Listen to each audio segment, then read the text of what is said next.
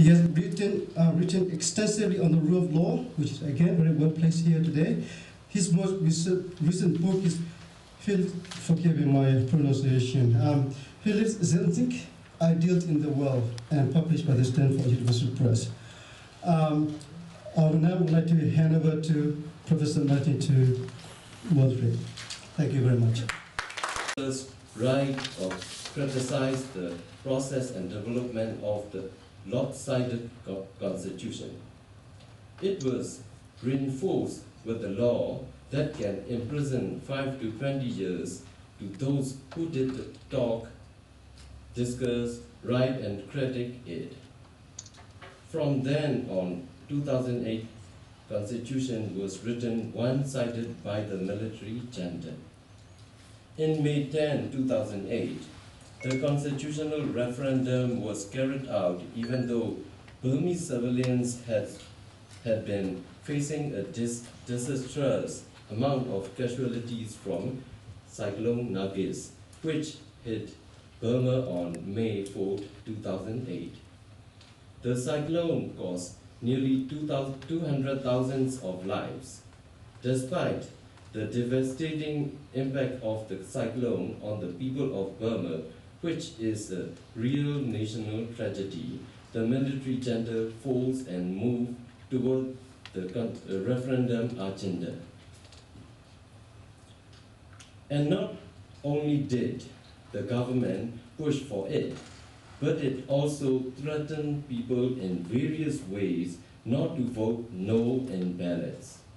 Burmese people were severely oppressed, but many still vote no. However, the junta shamelessly announced that the constitution had been approved by 92.4% of the voters and made constitution official. This 2008 constitution is now well known as a ghost constitution because the government made dead people in Nargis vote yes. It is a fact that 2008 constitution is not in accordance with democratic standards, and the constitution is not consistent.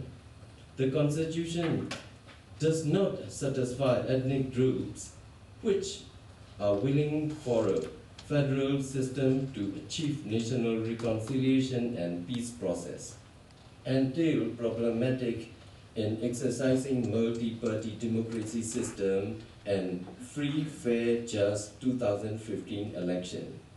In serious limitation to exercise equity. I understand it is looking at that very favourably. So there are some things that can happen around the Constitution, and they can happen through processes being implemented on the ground.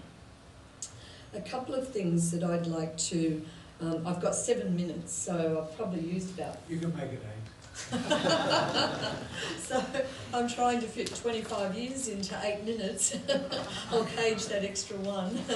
But a few of the things, Australia has been involved, engaged in the transformation process that's happening in Burma. I've been involved in that at the political level as well, really active in it, writing the policy and the policy approaches and that. And also the Constitution, as you may know, is extremely transformative in ethos and holds up this wonderful ideal vision of a transformed country. The murky reality has been very different. The structural patterns have remained. I don't have to repeat them all to you. There has been minor adjustment in the racial composition, if you like, of the middle class, but the structural inequalities not to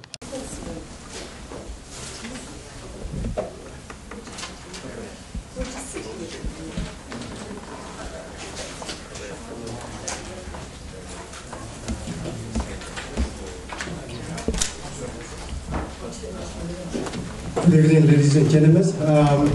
I realize today is Friday, but there are only 2 days in a week, Friday and not Fridays. I realize I'm ruining your Friday evening, but thank you very much for coming along. This seminar is presented to you by the Myanmar Constitutional Reform Project and sponsored by the MDG Myanmar, which is an NGO, a small NGO organization in Sydney. Before we formally kick off this seminar, I would like to invite Dean Dixon to make some remarks. Thank you.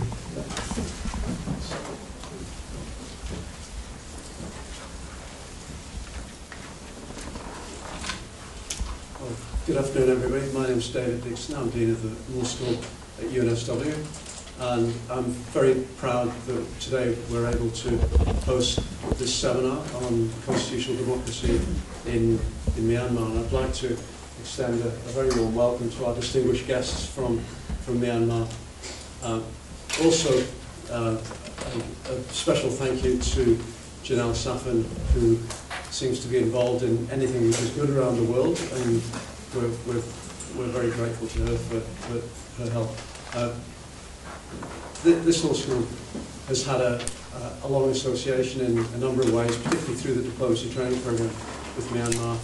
We hope that we are able to do anything that we can to help in the development of democracy in Myanmar, and particularly through the work of lawyers. I particularly was delighted to see the involvement of progressive lawyers groups in Myanmar in today's event, and the work of legal professionals in the move towards constitutional democracy is something that we hope that we're able to support.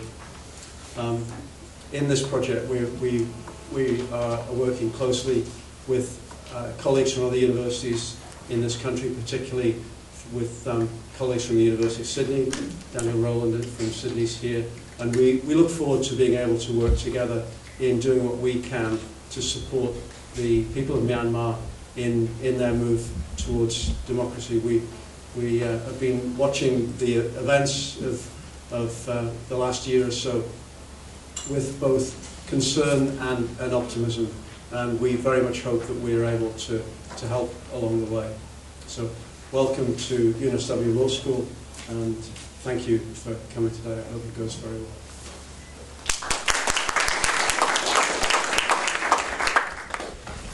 Thank you very much, Dean Dixon. The aims of the forum is, sorry, my name is Sorna Win, I'm the organizer. The aim of the forum is to inform you of the current political situation in Burma. Also the constitutional reform along with that. And also the aim is to encourage you here, the researcher, to do more research in relation on research on political reform process, particularly comparative constitution. We want to tell the government in Myanmar or Burma that we're not here just to say the 2008 constitution is rubbish or is useless, but we're here to tell them we are thinking on the facts and comparing to other countries, like how Burma is going in terms of the 2008 constitution. I'd also like to set the context in terms of, since her release in 2011, Burma has embarked on the path to political reform, releasing political prisoners and easing media and freedom of speech and association.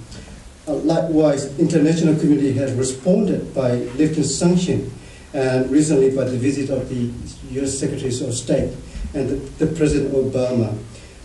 Since that the country appeared to be emerging from a 50-year military rule and moving toward constitutional democracy. But I said the jury is still out there waiting to deliver the judgment very soon, particularly toward the 2015 elections.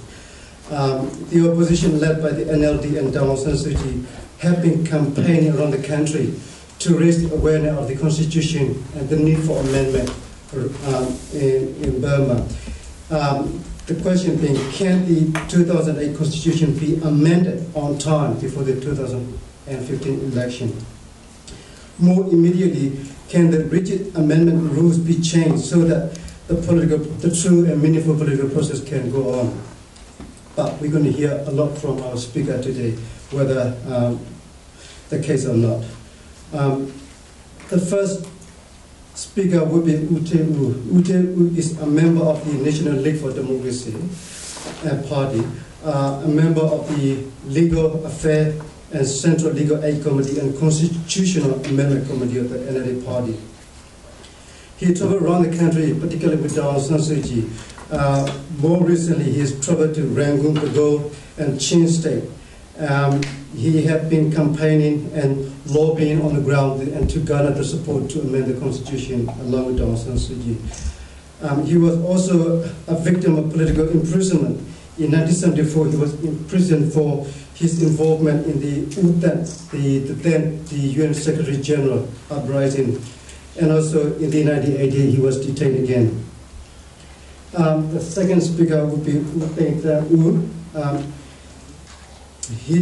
He founded the Myanmar Lawyer Network in Burma, and he's chairing the Upper Burma Myanmar Lawyer body there. He began his education as a medical student in Mandalay in 1969, but not long before that he was expelled from the university because of his student activism back in that time. And he was imprisoned for 7 years for organizing a series of nationwide student and general strike against the military dictatorship, and 14 years for leading the Mandalay Bar Association in the 1988 uprising. But he continued on.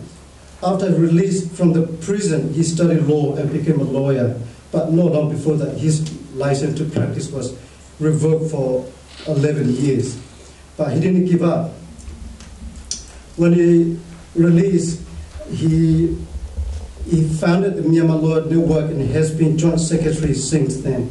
And last year, he led a 10-member committee to the Serbia on a study tour. He has also been to India and spoke on the political reform process in Burma. Currently, he is a member of the 1988 Silver Jubilee Committee to implement 3 resolutions right there. One is to form the Federal Democratic Union, to conduct constitutional change, a campaign to amend or to rewrite a new constitution. The last one being to call for all-inclusive people Congress to determine the fundamental principle of the future of the Federal Union. We also have on the discussion panel Janet Surfing and Professor Martin and also Professor Tunix Rooks. Janet has been a very busy person, as Dane Dixon mentioned before. She travels all the time. We only can catch up with email or text messages. Janet is an active member of the Burma Lawyer Council, had extensive experience and expertise in Burma legal and constitutional matters. She has been a member of the New South Wales State Government or Parliament, and also recently a member of the Federal Parliament. In Federal Parliament, she was a key member of the Joint Standing Committee on Foreign Affairs and Defence and Trade. She was also chair of the Trade Subcommittee. She founded and chaired the Australia-Myanmar Parliamentary Group, which will be hosting the Parliamentary Forum next week. She is also the patron of the Myanmar Constitutional Reform Project and also patron of the Australia-Myanmar Chamber of Commerce. Professor Tunix was originally from South Africa. He is Professor of Law and Director of Postgraduate Research at New South Wales University.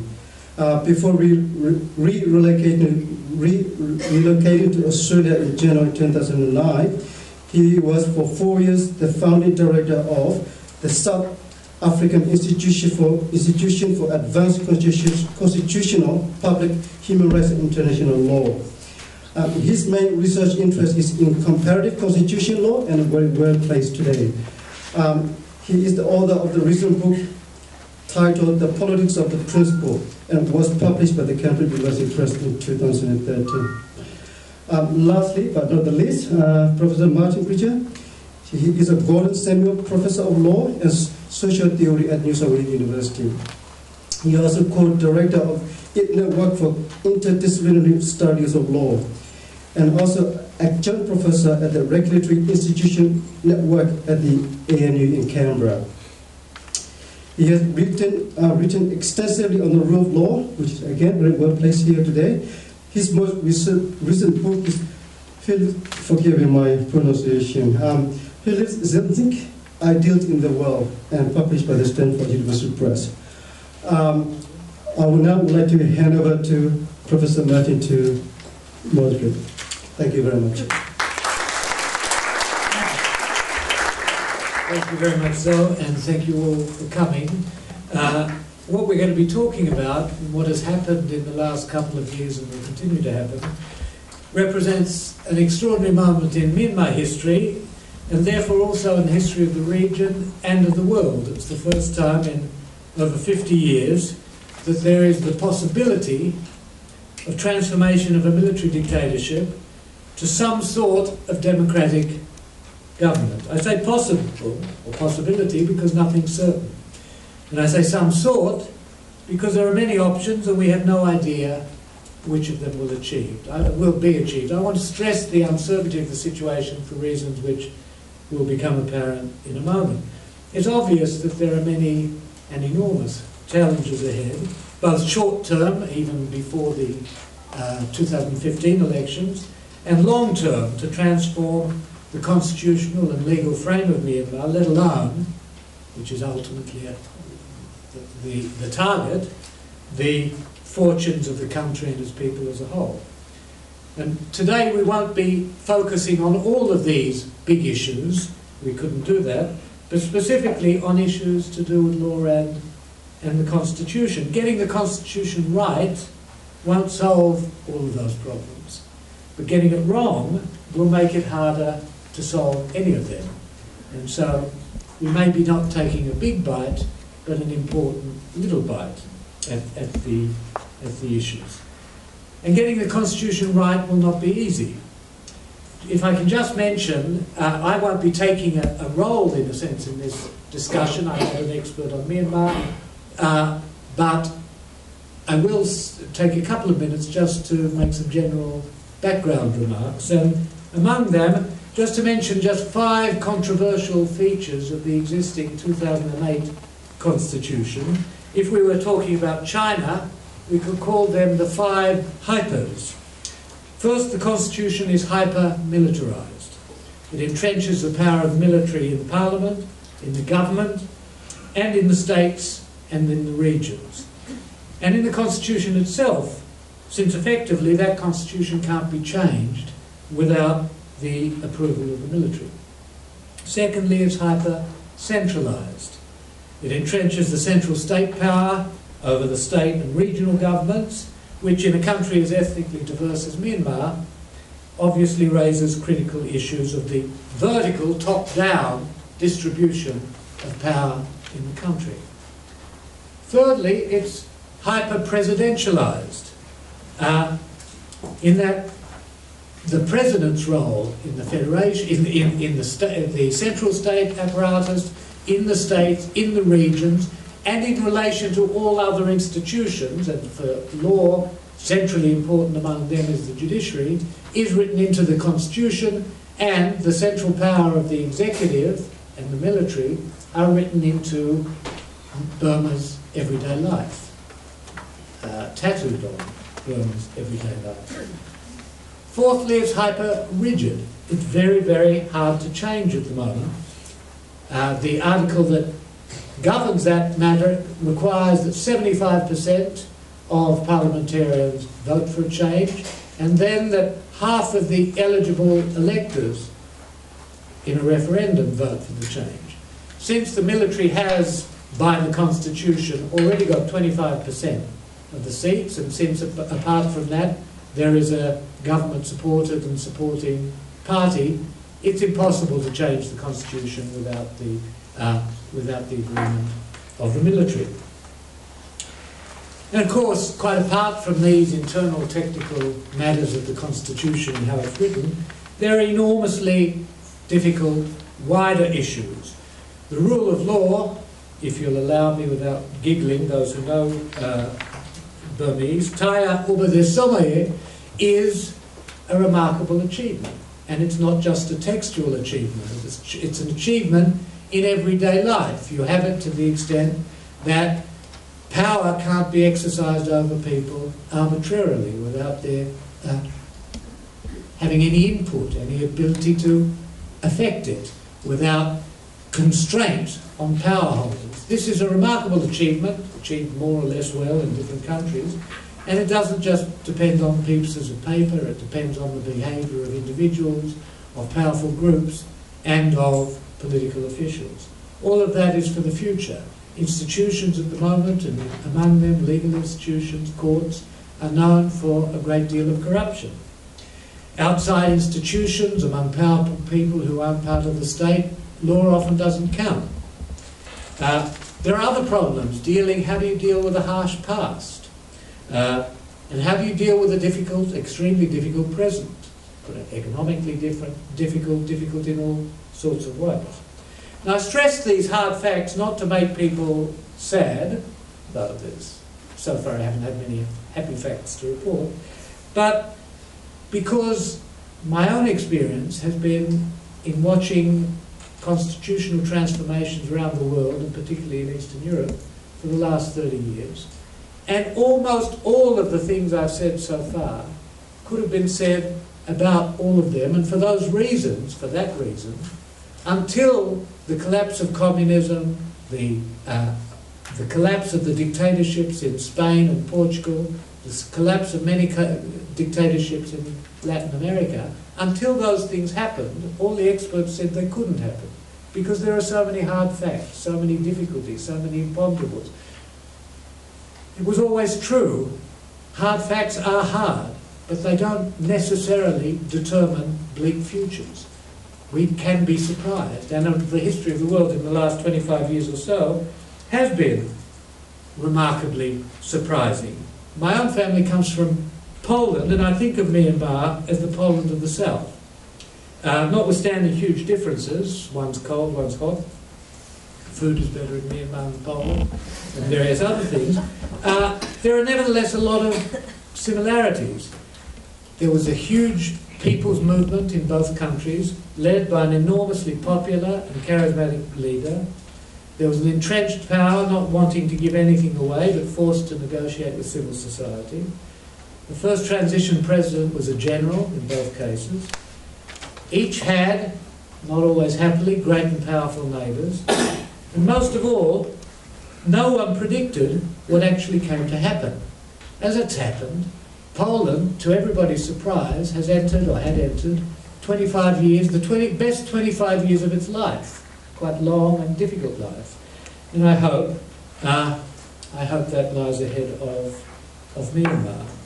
I say that this was an important moment, not just a place where important issues exist. It is an important moment because all sorts of people, like our guests, particularly our guests from Myanmar, have to make decisions. They don't just have to, as academics, argue about what would be nice in an ideal world. Those decisions are tactical, they're also strategic. They're not only about what would be best, but what can we get with this array of forces that we have, which we can't forget that is there, with the people with whom we have to negotiate, with the people whose agreement often they have to seek and try to bed down. For all these reasons, it's very good that here we have a panel of distinguished experts, some expert because they live and breathe these struggles and these decisions now. Janelle Safin, because she seems to have watched every such difficult situation in the region, particularly in Myanmar, and then she comes from a difficult parliament herself. And has some direct personal experience.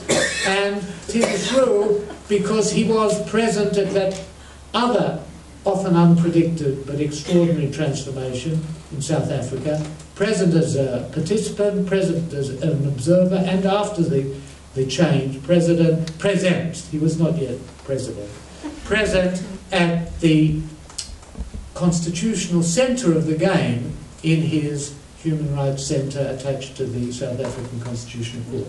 So we have a lot to look forward to, and I will ask first Utayu to to begin. Thank you.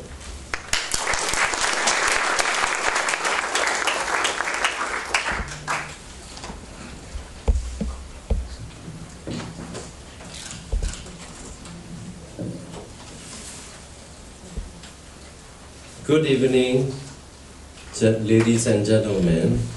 I'm very glad to be here. I thank the organizer and the host.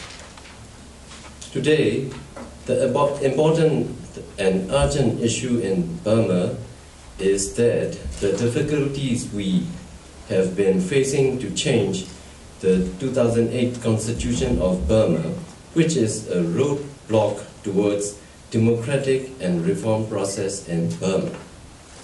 I would like to give you a background of how 2008 Constitution was written and ratified, and thus why it is important to change the 2008 Constitution.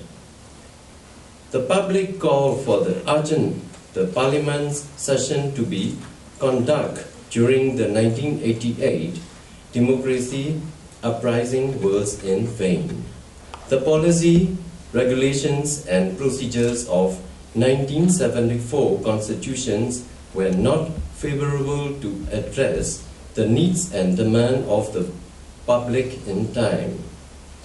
The unrest due to the constitutional crisis could not be contained, and it was ended with brutal crackdown and military coup.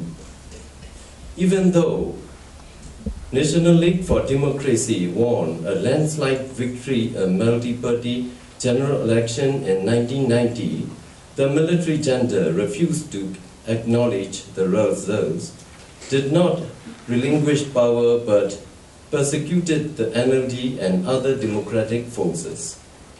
Despite saying that the army would not get involved in drafting the constitution, the National Convention was constituted by the military junta for a new constitution in 1993.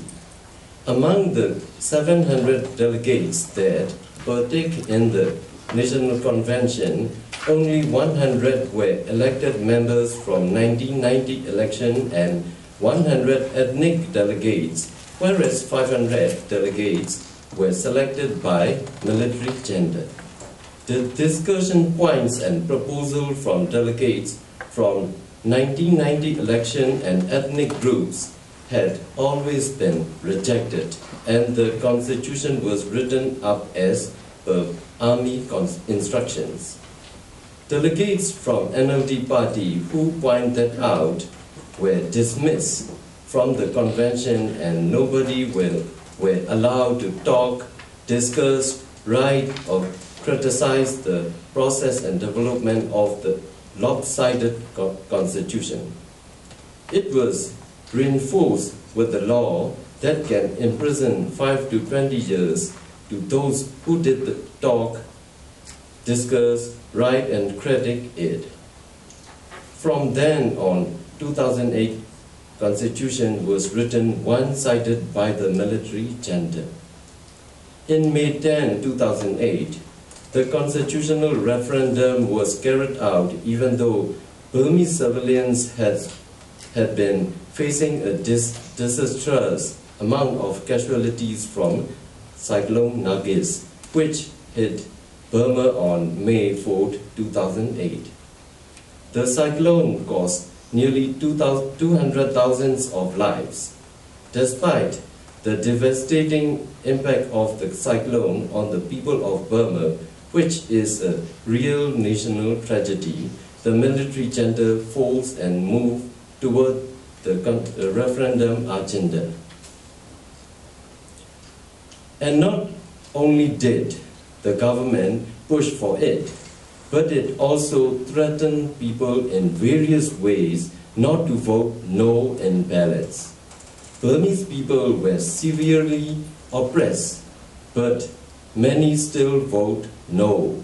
However, the junta shamelessly announced that the constitution had been approved by 92.4% of the voters and made constitution official. This 2008 constitution is now well known as a ghost constitution because the government made dead people in Nagis vote yes.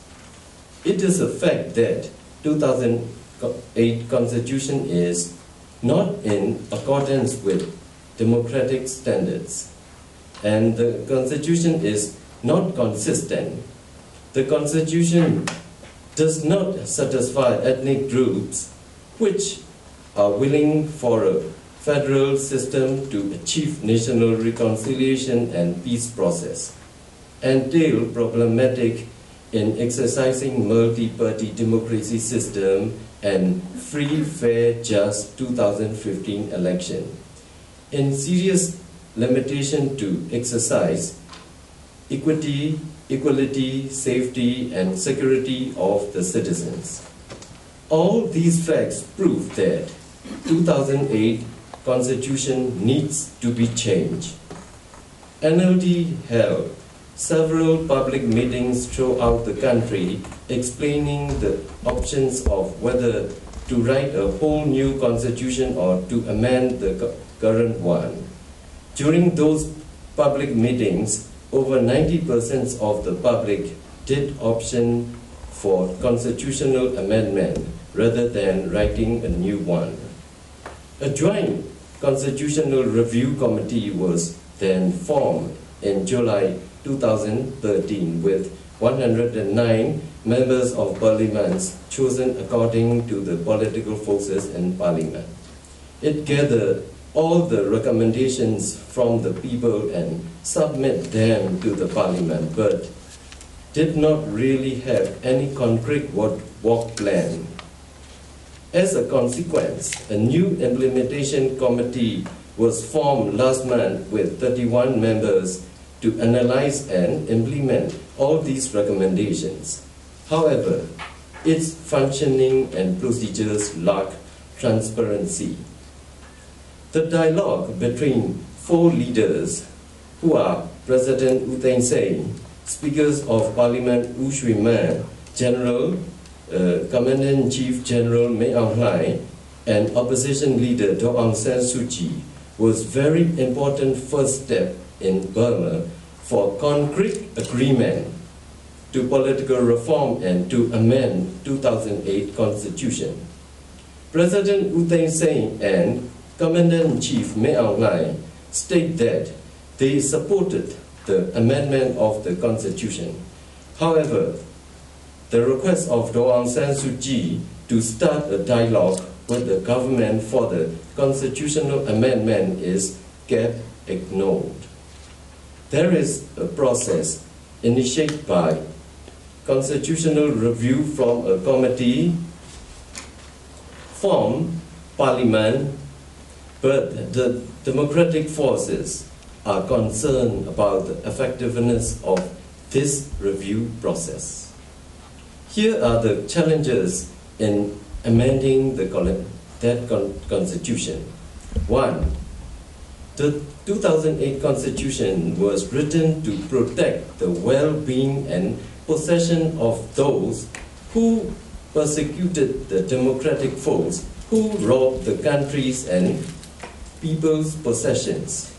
It is a challenge to amend the Constitution because those who now hold the executive and legislative power in Burma are the same people who have written the 2008 Constitution to protect them. 2. The second challenge is that it is the world's most difficult constitution to amend because it could give room for military coup once again. If Burma were ever again in political and constitutional crossroads, like it was during 1988 crackdown uprising, it would not be possible to address the needs of that crossroads. 3. Another unfortunate challenge in current political landscape is that there is little meaningful coordination and collaboration among government sectors, political parties, ethnic fighting groups, House of Parliaments, and civil society to have substantial improvement in transition period and to be able to amend the constitution. 4. There are the threats in our journey towards transition. For example, the development of religious violence and inefficiency in preventing and addressing these violence could also be perceived as a systematic try to divert the attention of the public on democratization process instigated by people reluctant to make change happen in Burma. The most important things for Burma as a transition state toward democracy to have the foundation based on the democratic practice, that is to amend the 2008 Constitution. If we don't have that foundation, hope for democracy and federal union where there is equity, peace, and justice would be compromised. That is why this is very important time for people of Burma and our future generations. I believe that no nation who value democracy and human rights, including ASEAN countries and Australia's, would want Burma to be a failed state without any true justice and equity. We, Burma, absolutely need support from international communities to have peaceful and successful transition. In conclusion, as we are living in a globalized world, our happiness, prosperity, as well as our turmoil and hardships would affect our friends in neighboring countries and other countries in other regions. May I sincerely and earnestly urge your hands, the citizens of Australia and the citizens of the world, to join us and support us, our journey and effort in transitioning into a place where peace, justice, and human rights are exercised and protected. As a researcher myself, I encourage you all to do more research in the following areas. First, to do research and organize forums and dialogues to discuss the implication for the state when the Constitution is enacted with little or no room for change. The second, research in areas of how UN and international communities was help legitimate the new constitution that is without political agreement by all parties. Finally, find ways for national reconciliation in a country like Burma, continuously ruled by offenders rather than victims. For example, South Africa compared to Zimbabwe. Thank you very much.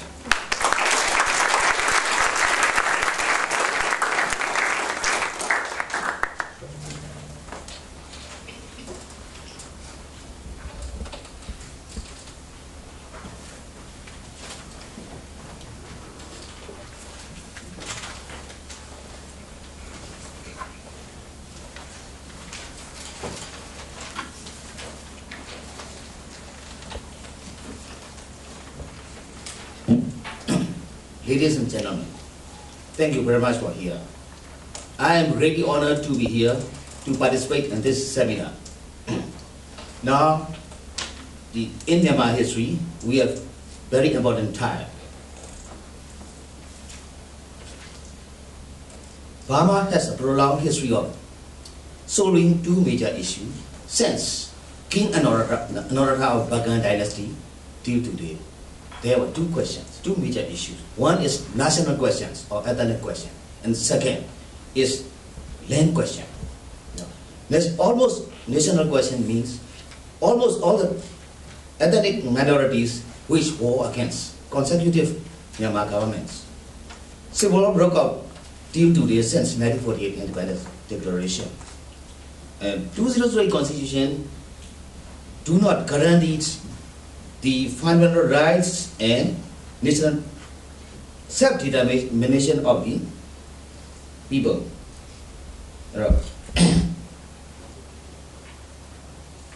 The condition of Burma is the worst in Myanmar history. Unlawful and unfair land grabbings everywhere in Myanmar, cronies, military, and even local despots confiscate land without compensation. Natural resources are monopolized by the military junta, and re-sharing of profit is inevitable. Democracy and peace cannot be carried out as long as the 2008 Constitution still alive. To solve these problems, 2008 is the great obstacle. So we are to summon and to face the challenges. I want to mention shortly the rise and orientation of 2008 Constitution. Majority representatives of the National Convention were the puppets of the regime. Very few percentage of the election winning NLD party reps were eligible. The process had taken 15 years for 15 chapters and 457 articles. So they used 1 year for one chapter and 12 days for one article.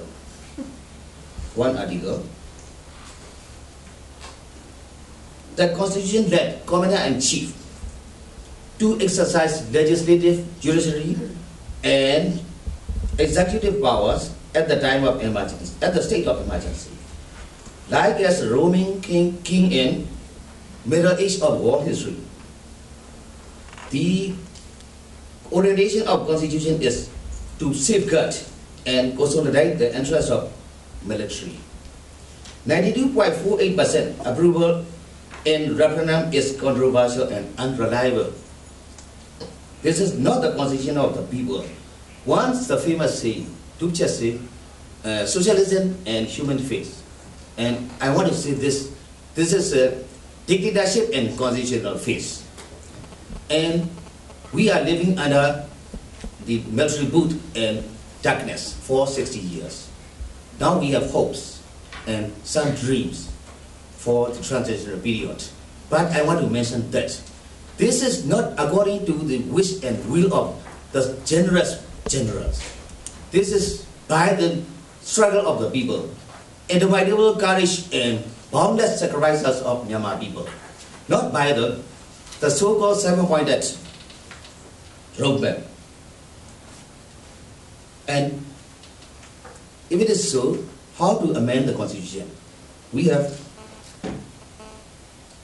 I want to mention that this is controversial issue of 2003 constitution is not the question of law. It is a question of politics.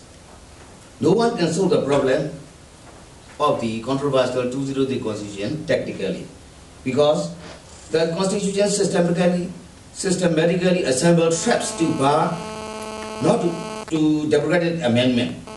First of all, Article 436 has prescribed difficulties that no one can amend constitution within the framework in 2003 constitution. So, if we want to amend the constitution, there were Article 436. We must have 3/4 majority of the houses. It means all elected parliament members plus 1 vote from the military. And if it is so, we can go to referendum. And in referendum, we must have eligible voters, half of the eligible voters plus 1 vote. So we cannot amend in technical way or legal way. This is no question of law. This is question of politics. Now, though Aung San Suu Kyi is calling for quadrilateral dialogue, we support that.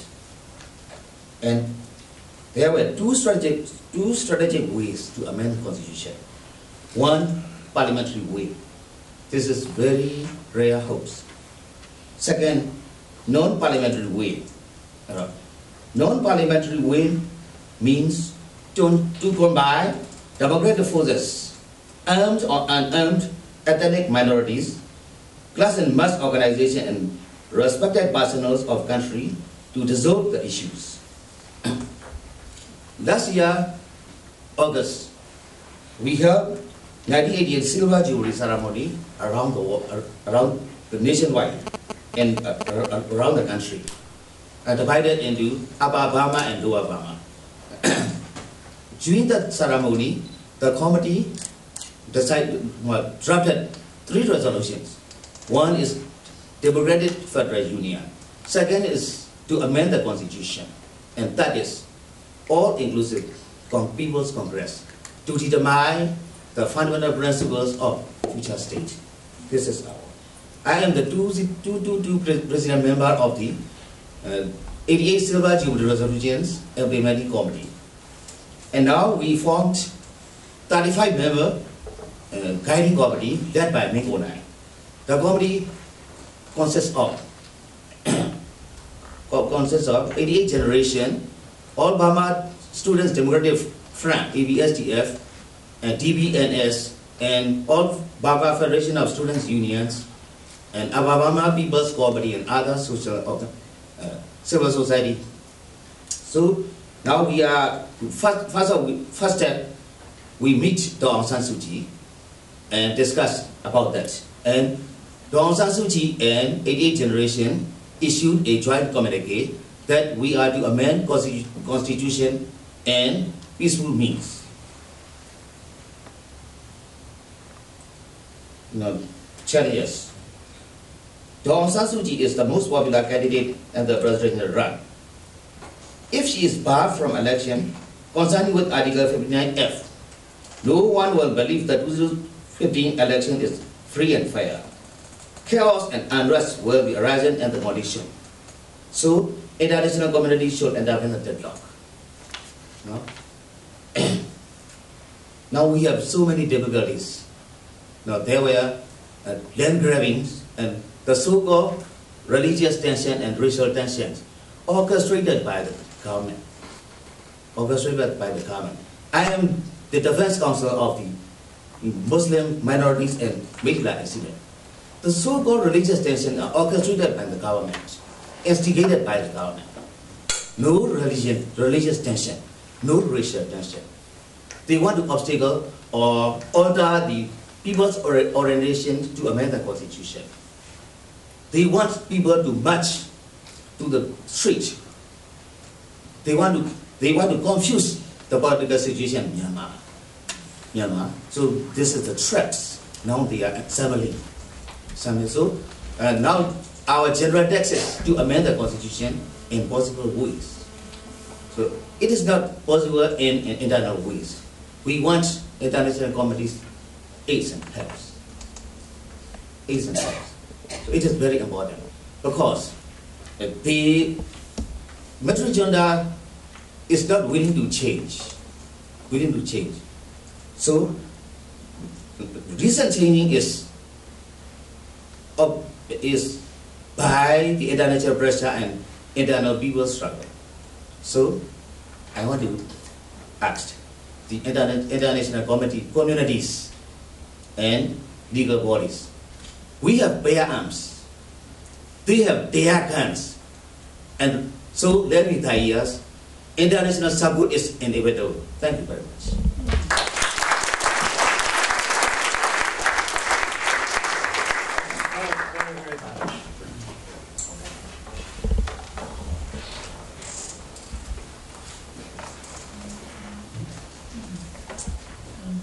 They're both two very hard acts to follow. And given that U Te and U Thang Thanu both are very active in the struggle for constitutional reform, and I think that it's hard to get a sense of really just how active they are and what key players they are. And they publish and they travel the whole country and do great things. So I want to acknowledge them, and I'd also like to acknowledge my colleague Zornang Win for organising, and also he's part of the struggle of Burma too, and sort of has been an activist for a long time, both in Burma on the border and now still doing what he can here. And I'd like to thank the Dean, Dean Dixon, and also my colleagues, Professors Martin and Thunis, for participating today, because it's a really important conversation. There's lots of constitutional conversations happening all over Burma, and everybody's trying their hardest with an imperfect situation, with a document, the 2008 Constitution. I call it a decree. It's constitution by decree. It's not a constitution in the sense that was formed on the basis of a political pact with the people. It's not a constitution that was put to the people, so it's a constitution by decree, and it was promulgated to allow the military to do what they said at some point, to start to establish a flourishing, disciplined democracy. And that's what the Constitution, the 2008 one, does. We're not going to trail through that whole Constitution today, but what I'd like to share are a few comments around it from the people and also from about the Constitution. Everybody in Burma, nearly everybody, agrees that it's not a people's constitution. Everyone agrees they would like a new one. Everybody agrees they're dealing with real politics, so they're working to try and get change to the constitution, but to the political system. Everybody also agrees that a political pact is needed, and that's the big missing element in trying to get constitutional change, ever alone reform or settlement, because it is a constitutional change process, but it's not a constitutional reform as such, certainly not a constitutional settlement process. That's a big debate in the country. If you read what all the major groups say, they say, of course we don't like the 2008 Constitution, but we're dealing with it and we're trying to get change for it. And so, you know, they'll work with it. And that's from all of the, just about all of the groups. And one of the things that President U Thein Sein, he was actually the chairman, as he was called, of the National Convening Commission of the National Convention that led to the 2008 Constitution. So he knows very well about the ethnic nationalities, the Democrats, about the people, what their desires are for a constitutional settlement in Burma. And he knows that they're not reflected in the 2008 Constitution, yet he has made comments about the 2008 Constitution and the change process, but not a lot of comments. But he was involved in that whole process that led up to, that our previous two speakers talked about, which was the National Convention. One of my colleagues who was in that convention, he said it was more containment than convention, because there were rules around that convention that you weren't allowed to raise things on the floor, you weren't allowed to discuss matters to do with the Constitution outside of the National Convention, and in fact there was an Order 596 that criminalised and prohibited anybody talking about it, and some people did go to jail for it. So it really was not a people's convention. Now, I say all these things and they're highly critical and quite damning, but it's also a process that in a small degree that I've been involved in, and I also advocate being involved in it and doing the best you can with what you've got to try and get change out of it. One of the issues that U Thein Thanu talked about was getting change. It is about politics, and it is about politics. A constitution is part law, part politics, but it's ultimately a political pact that gives you the constitution, is trying to affect change through the constitution, but also around it. Through one of the processes that's underway in Burma, and it's a peace process, there's been a recommendation that without changing the constitution, because the constitution actually says that the president of the whole union appoints the chief ministers of the states and regions, and And we've advocated, a lot of people have advocated, that those states and regions could go through a process where they choose their own chief ministers, and that could be put before the president, who could tick it off. And these are some of the things that are being discussed on the ground.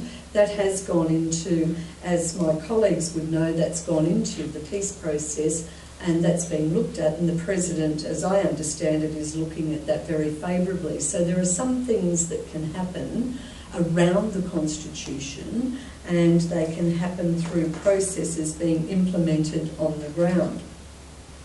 A couple of things that I'd like to, I've got 7 minutes, so I've probably used about... You can make it 8.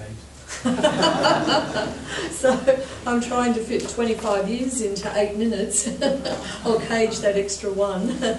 But a few of the things that I want to talk about and why it matters, and why it matters in Australia, why we should care. Australia has been involved, engaged in the transformation process that's happening in Burma. I've been involved in that at the political level, as well, really active in it, writing the policy and the policy approaches and that. And also we provide substantial ODA aid. And I have said that, and also the Union Election Commission, which exists in Burma, in Myanmar, their chair has visited Australia, U Tin A, and asked for help. Help from the Australian Election Commission. I don't think he's read the WA stuff, but anyway, he's asked for help. And our AEC does do good work, so around the world. And given that, I said that alone means that we should have a view and we should have a say, and we should communicate clearly that to help the Union Election Commission there, which is not transparent, which is not free, which is not fair and not independent, that we should assist, but we should also have a say about the Constitution. There are many things in the Constitution that should change, including people being able to appeal to a court of law, not have the Union Election Commission as the final arbiter if there's a dispute. There's also a section in there that says if people in a constituency, that is in a seat, are unhappy with their MP, 1% of those people in that constituency can complain about the MP. It goes to the chair of the Union Election Commission, who investigates and listens to that complaint. If he finds that complaint is founded, he can then banish that MP out of the Parliament. So there are, I won't go through all this. I know some people might like to do that, but it's actually not quite democratic. But there's a lot of provisions throughout the Constitution like that. That's just one of them. And so I've been advocating that we should express our views about some of the changes, not telling the state of Myanmar what to do, but we're assisting. We should say that we expect an election in 2015 to be not only free, and I think it'll be relatively free, but to be fair. And it can't be fair the way the election laws are structured now. They come out of the Constitution, and that's one of the areas where I've been talking about. People talk about the Prohibition 59F, which would preclude Aung San Suu Kyi, or the lady, from being appointed president, because you're not elected, it's an appointment through the Parliament. And there's a section, there's two parts to it actually. There's one part that talks about having children or a husband or a wife who have a loyalty to another nation, and that precludes her. Now it seems that was written just around her, and constitutions by design should not be written around one person, but there's another section in there that says a person appointed to be president has to have a lot of, they have to be really familiar with military affairs. Now, there's not many women in Burma who could claim to be, even in Australia, who could claim to be knowledgeable in military affairs. Now, the Parliament could overcome that and still appoint someone, so they could without the change. So that of itself could be said to violate CEDAW, which Burma has ratified under General Than Shwe, so the Convention, on Women. And so when you look through it, there are provisions like that all the way through. It's not just about Aung San Suu Kyi, as she says, it's not just about her. There are a whole range of other things in there as well. How many minutes, Professor Martin? That's it? About 3. Okay. I'll wind up. But I wanted to talk about the Constitution and say it's a Constitution that's decreed. It is, as the military said, to move towards disciplined democracy. If you read the Constitution, it is about disciplined democracy. There's a lot wrong with it. There are a few good things in it, a few that got right in there, like restoring the writs of mandamus and prohibition and all those things. And it can be worked with, but it's on that issue of bringing it back to Australia. A, we should care because we should care. They're our neighbours and they've asked for help and assistance. And B, we as a nation are engaged, and we're engaged in supporting that transformation. I don't call it a transition, a transformation that's going on, and we should have a say. And I know that we do. It may not be so public, but I know that there are things that are communicated from our government to the regime in Burma. And I'll just finish up with some words from the Speaker, and it was Thura Shwe Man.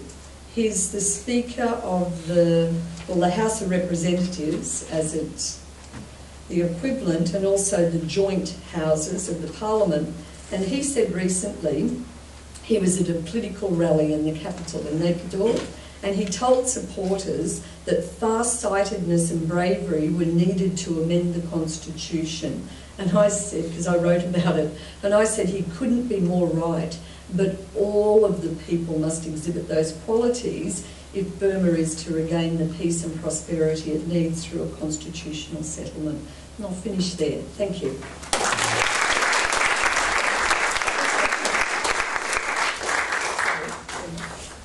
Finally, Professor Timms.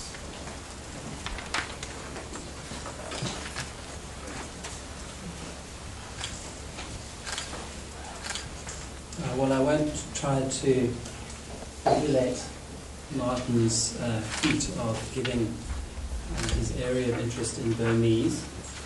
I will simply content myself with the remark that Martin's Burmese sounds remarkably like Polish. One of the difficulties when you're asked to give advice, reporting to have technical expertise of some kind or another, is that good advice obviously depends on knowledge of the situation of the advisee, and in this case of the country that we're talking about. And I'm only really just learning about Myanmar, Burma. I've spent the last 2 weeks trying to read everything I could get my hands on, but I'm still very much a novice. And indeed, part of what I'm looking to today is to learn more from you all here. The other sort of prefatory doubt I have, you're going to pick up quite soon, I think I'm quite a hesitant person. The doubt I have is about this comparison between South Africa and Myanmar that I've been asked to talk about. There are certain superficial similarities, obviously, between the two countries. Both, at a certain point in their histories, faced this transition from authoritarianism to democracy. I think the most obvious basis for the comparison in everybody's mind is that each of them has, in Burma's case, an iconic democracy leader, pro-democracy leader, who was imprisoned for a number of years and has come to symbolize the pro-democracy movement. But of course, beyond those superficialities, the countries are quite different. And just in the brief discussion we had yesterday, I think one of the major differences is severe doubts in Burma about the extent of the military's political commitment to constitutional reform and genuine reform. Whereas at a certain point in South Africa's democratization process, it was absolutely clear that the outgoing National Party wanted democracy as much as the incoming ANC wanted democracy. And they were ad idem in that sense on the outcome. I think what I'm picking up about Burma is there's far less certainty about that, far more suspicion about that. And there's this lingering sense that the military junta in Burma might exploit this opportunity to legitimate its rule just enough to carry on and preserve itself in power. And of course there are differences in levels of economic diversification, strength and vigour of civil society, though I understand that Burmese civil society is developing very rapidly. There are differences in the geopolitical situation of the two countries, which I think is very important. When South Africa democratized at the end of 1989, as the process began, was of course the end of the Cold War, and the real momentum to enter the negotiations from the point of view of the white minority, the National Party government, was that its political backers in the West were pulling the plug on it, both financially and politically.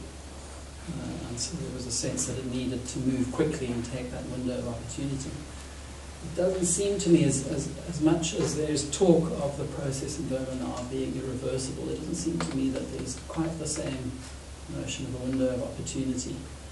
And geopolitically, the situation is different. Burma can play off India against China. There are powerful actors in the region who are prepared to invest in Burma without insisting on the democratic niceties that the West is insisting on. And I was just reading, as it so happens, an article in The Economist just before coming in, which says that democracy is no longer the main game in town in any event, and the preferable model is the Chinese model. So the window of opportunity is a very, very small one. And so I think it was put to me yesterday and again now this evening that the better comparator for Myanmar might well be Zimbabwe, South Africa's northern neighbour. If you've been following events in Zimbabwe, you will know that the MDC, the Movement for Democratic Change in Zimbabwe, cooperated into the government of National Unity Coalition government, taking over all of the social welfare portfolios from about 2009, re-legitimated the governing ZANU-PF party just enough for it to credibly go through a constitutional drafting process, hold a national election, and then steal that election and return to the authoritarian status quo. So there are real questions about the value of this comparison. But the last thing I'd say on this particular point is that the South African experience, and I guess this is the first comparative lesson, is that change is never inevitable until it is. If that's not a silly sort of thing to say, Donald Rumsfeld kind of thing to say. I remember in 1985 I was a student at the University of Cape Town. The riot police were on campus. I was a very scholarly sort. The extent of my political activism extended to writing the occasional article in the law student's newspaper. And I'd spent the afternoon in the library, and I was walking down the stairwell, and this very, very frightened student came flying past me down the stairwell, and followed about 10 seconds later by a very burly riot policeman wielding something they called a quirt, a kind of a whipping tool. That was in 1985. It was a state of emergency in the country, and nobody thought that the country was in any kind of process of transition and transformation. And yet it all happened very, very quickly once it began happening. And there's a sort of a tipping point, I guess, in democratization processes when it does become inevitable.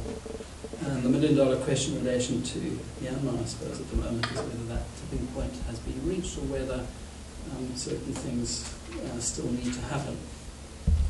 Now, given all of those qualifiers, I thought I would quickly address just sort of two general lessons, if you like, that despite all of these differences might be extracted from the South African experience.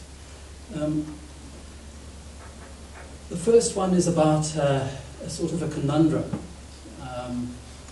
You forgive me, I am an academic, so I'll make some reference to the literature, but the literature on judicial empowerment and democratization talks about the need to give incumbent elites insurance, political insurance, to induce them to enter a process of constitutional reform and democratization. And the conundrum is, if that is true, how do you balance out that need to provide credible and sufficient insurance against the real risk that the very insurance that you provide will inhibit the true process of democratization from occurring, that the insurance you provide will somehow be a compromise on true democratic principle that you will cast into constitutional stone as a necessary precondition for driving the democratization process forward, which then results in a constitution that locks in those anti-democratic features forevermore and legitimates some sort of hybrid regime, is the talk in the political science literature, a hybrid regime between authoritarianism and full liberal democracy, as we understand it. In South Africa, the closest equivalent to that kind of notion was the debate over the inclusion of a property clause in the Constitution. And eventually a very elaborate solution to that was found, which I won't go into in detail. It involved a two-stage constitution-making process where public clause was included in the first, but not necessarily guaranteed in the second, and then a kind of a compromise drafting of the clause that ensured that the democratic state wouldn't be prevented from using its full democratic powers to redistribute land and to try and address the economic legacy of apartheid. The difference in Myanmar, of course, is that, as Janelle and others have said, is we're not talking at the moment about political pacting, where all the parties have agreed that there needs to be a process where they negotiate fundamental principles governing the transition, as happened in South Africa. Instead, the debate is around this existing, illegitimate, undemocratic 2008 constitution, and whether various, obviously anti-democratic provisions in that constitution ought to be amended. And the very, very difficult question facing the National League for Democracy and other pro-democracy forces in Myanmar is that question of whether they should insist on the amendment of these provisions as a precondition for participation in the 2015 elections, or whether they should allow it to pass and allow the momentum of democratization not to be interrupted, and hope that when the expected overwhelming election victory comes in 2015, that they will then have that democratic momentum to insist on more thoroughgoing amendment of the Constitution. I can be corrected on this, but my own research suggests there's a measure of vacillation in the NLD over this very, very difficult question. In December, there was an announcement, I think mid-December, where it was said that amendment of the controversial aspects of the Constitution was an absolute precondition for participation in the elections, and then there was a later statement a week later saying that the NLD would participate whether or not the Constitution was amended. That's been overtaken, I guess, to a certain extent by the constitutional reform process and its complexities, and it must still be a live debate when it comes down to it, whether or not to amend these provisions. And The two most controversial have already been mentioned by everybody. It's Article 59.3, which is the presidential qualification provision, and Article 436, which is the constitutional amendment provision. There are downsides to both options. I'm not in a position to give conclusive advice either way. As has already been pointed out, if there's an insistence on the amendment of those two provisions as a precondition for participation in the elections, it is possible that it could result in some sort of military backlash in the elections going ahead once again without the NLD, a return to the previous position with all of the momentum taken out of the democratization process. The downside, the risk, on the other hand, is if the NLD does participate in the absence of the amendment of those two, that anti-democratic, undemocratic constitution is legitimated, given the veneer of democratic legitimacy by the 2015 elections. So there's no easy way out of that one. But what I will say, and this is what I'm driving towards in conclusion at this point, is that it did make all the difference in the world in South Africa that Nelson Mandela was able to be the first president of the country. He wasn't a president in any kind of functional sense. When he was appointed Thabo Mbeki, who later became the second president, his deputy was the effective manager of the presidency. Mandela was a figurehead.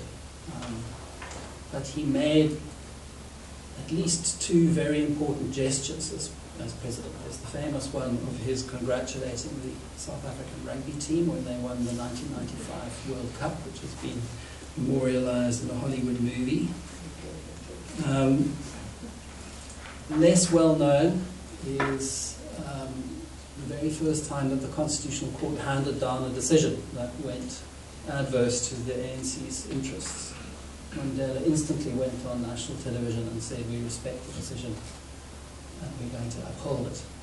And that, more than anything else, helped to cement democracy in South Africa. And there are certain people only who can play that kind of role in national reconciliation and nation building. So from the perspective of white South Africans, and if you know any white South Africans like me, you'll know that we're all now inveterate Mandela lovers.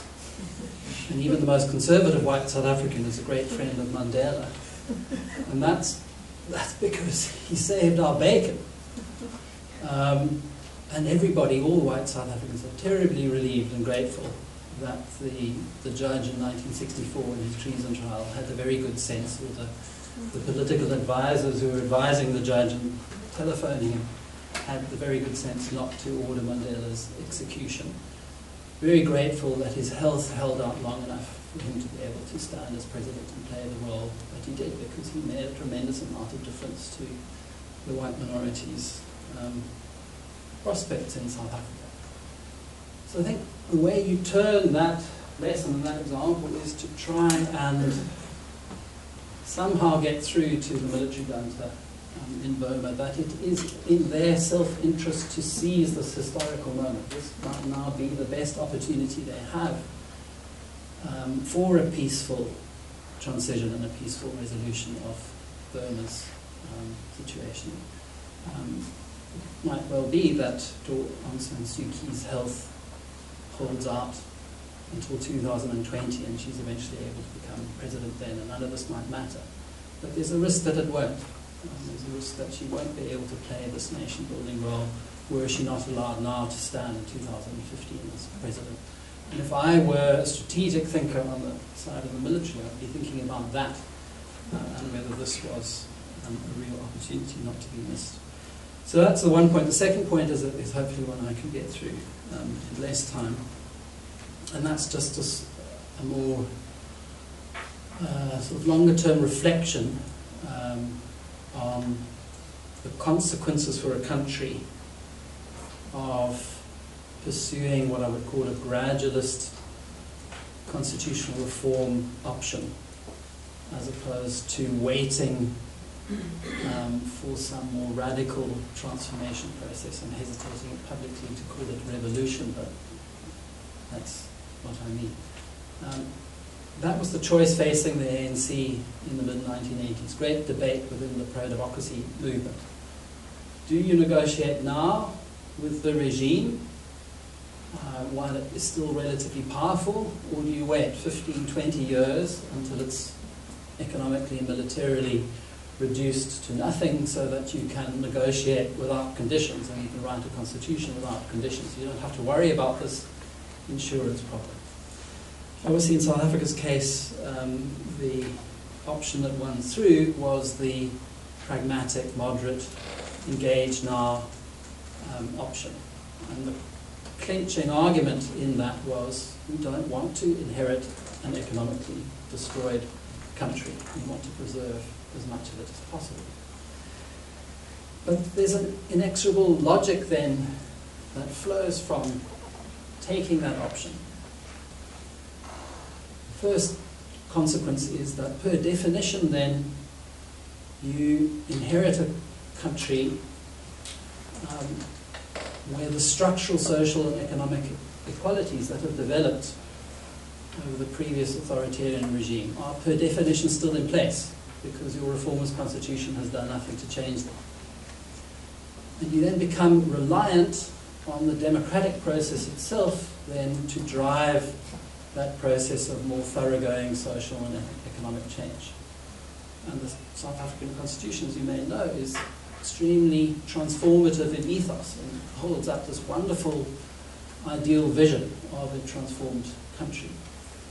The murky reality has been very different. The structural patterns have remained. I don't have to repeat them all to you. There has been minor adjustment in the racial composition, if you like, of the middle class, but the structural inequality and inequality have remained mostly unchanged. And that is the inexorable logic, unfortunately, of a gradualist constitutional reform process. The second logic is that to the extent that gradualist constitutional reform then fails to produce radical economic and social transformation, the pragmatic faction, the moderate faction within the pro-democracy movement that takes the movement into that compromise starts to lose influence within the party.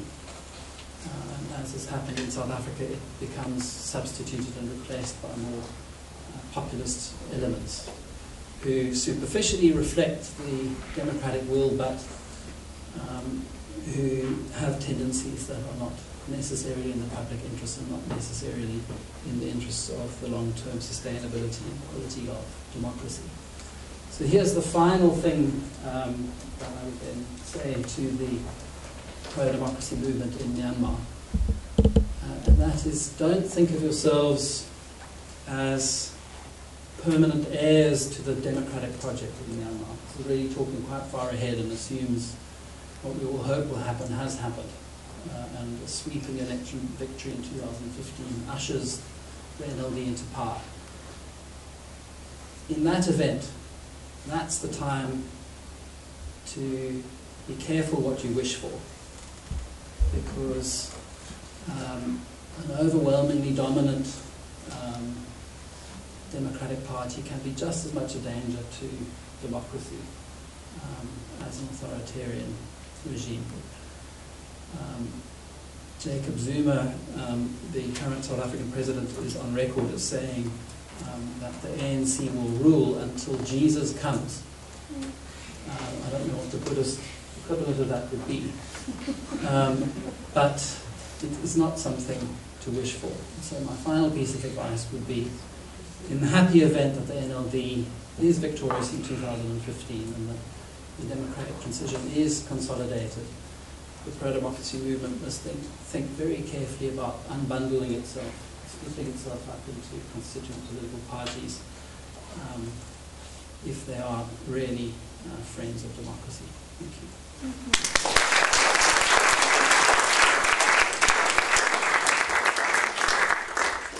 Thank you very much. We've had 4 excellent presentations. There's some objective facts, I'm not going to ask you to agree, and a lot of food for thought. If I can just reflect on one, perhaps the most general point that came recently, there are 2 sorts of what's the word? This point is not going to be well made because I can't remember this. Tautologies, 2 sorts of tautologies. There are empty ones, thin ones, and there are thick and deep ones. And Tina's uttered a rich tautology, which was that it's not inevitable until it is. It's not inevitable until it is. And if I can, when I was in Myanmar the last time in November and speaking to a activist group, one question was the weakness, it had to do with the weakness of the opposition, the structural weakness of the opposition. Aung San Suu Kyi's in Parliament, but she's head of a committee, and the military has all the guns, and clearly they're not in business for our sakes and for our benefits. All of that was fundamentally true of the most surprising transformations which did change the world in 1989, starting in 1999, in the part of the world that I'm interested in, Eastern Europe. And the one thing that was universally true of those transformations is that nobody, literally nobody, saw them coming. Nobody saw them coming because they thought it was inevitable. They said what was true, that the communists, even if they were to engage in negotiations, because as Janelle has talked about social pacts, the round table discussions which were part of the transformation in Eastern Europe took place in all of these countries, but they weren't about transferring of power. They were simply about being allowed into the game, because nobody thought anything greater than that was at stake. I was once in Warsaw when the communist government, which had thought that it was going to win the elections, and having won the elections, it would rule, and having then lost the election, the president, communist president, sought still to get to form a government. And this was in August the 17th, 1989. And his head of secret police, who was assigned the job, said, I can't form a government, we're going to have to ask Solidarity to form a government. And I was with a very brave man, a very famous Polish satirist who had been off the air for some years, a very extraordinary fellow. And he said, what game are they playing? And for the next week I was talking to oppositionists who just couldn't believe that this was on the table. So it isn't inevitable till it's inevitable, but a great deal, as we're seeing in Ukraine as we watch, can go wrong too. And so these tactical questions, many of which, and all strategic questions that are being asked today, are of fundamental importance. Fortunately, we have time to get all the answers from our distinguished guests, and I would ask people to ask questions and have it not as just to one person, but to start a discussion for which we have a good deal of time. Please. And if you could, please just say who you are, and if it's relevant, where you're from, not geographically, but at least Thank you. Professor Martin, Jeremy Kinross, an alumnus of the law faculty here. Could I direct a question to Tinas? And if I could pick up, Martin, on just your comments that the Arab Spring would perhaps reflect that difficulty that I think Tinas talked about that democracy can bring, and the change in Egypt when they've reverted to. But can I apply a bit of management thinking and also, and perhaps politics, which Janelle would know I had in a former life, is that Dexter Dunphy from this university applies the view that transformational change, Dexter Dunphy and STAFE, rarely ever succeeds. It does it with the police force, which tried to change here under Jim Wood, the Royal Commission. So my question is, I wonder, have you applied that, Tinas, at all as well to law? Because it seems that if you go down that path, it's rarely ever successful. And if I can give two on the political side, from the management side of Dunstan space, to say that when the Greens moved that change to the, or said we'll have no part of an ETS without a carbon scheme, the whole thing failed. And they got far less than what they could have bargained for, many say. Meg leaves with the Democrats following on 2001 as well with the GST, so I'm bringing up a contra argument, and the only one I can see so far, when they moved for the changes to the GST by compromising on food, which most people willingly accepted and liked, led, I think, to much collapse in the Democratic vote within the Democrats themselves, and ultimately led to their fall. So that's the only example I can see where obstinacy and saying, no, we're going to wait, we're going to do it this way, may fail, and we've got to go, perhaps, with incremental change.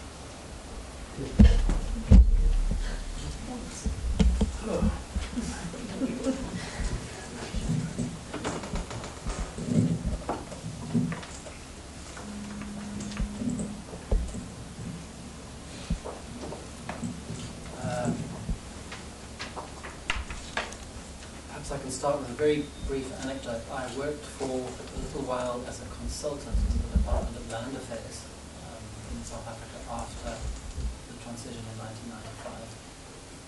The first thing I noticed was that there was a restaurant downstairs that had tinted glass windows.